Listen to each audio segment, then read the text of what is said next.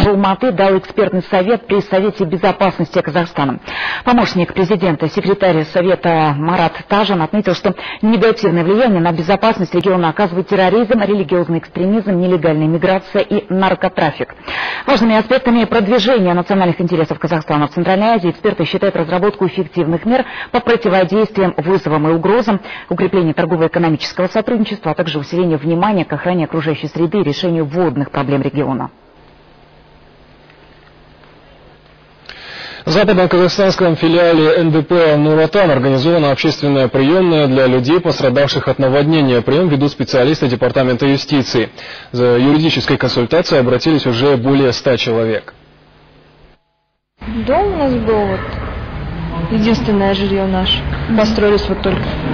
Все, дом потеряли, все, имущество, все, что было, все потеряли. Знаешь, что нам делать дальше, как жилье свое восстанавливать, может компенсация какая-то будет, еще что-нибудь. У нас в связи с паводком обрушился дом, все документы, все осталось, вещи, все осталось. Там мы хотим восстановить документы, просить хотят, просто помогли нам.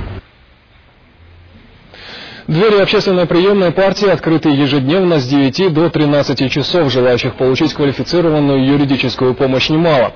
Напомним, почти 9 тысяч западноказахстанцев были эвакуированы из затопленных территорий. Более 1000 размещены по эвакопунктам. Во время паводка люди покидали дома в спешке, поэтому многие не успели взять с собой документы на недвижимость. Специалисты Департамента юстиции разъясняют гражданам, каким образом можно восстановить либо оформить документы на имущество, а также документы, удостоверяющие личность. Это важно еще и потому, что без соответствующих бумаг будет сложно получить компенсацию.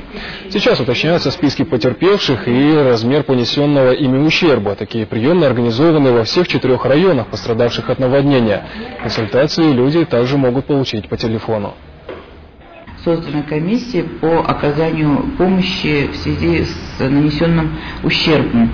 И для этого необходимы правоустанавливающие документы на собственность граждан. Мы готовим информацию о наличии и отсутствии у граждан имущества, и на основании нашей информации акимат уже будет продолжать работу по возмещению ущерба дальше.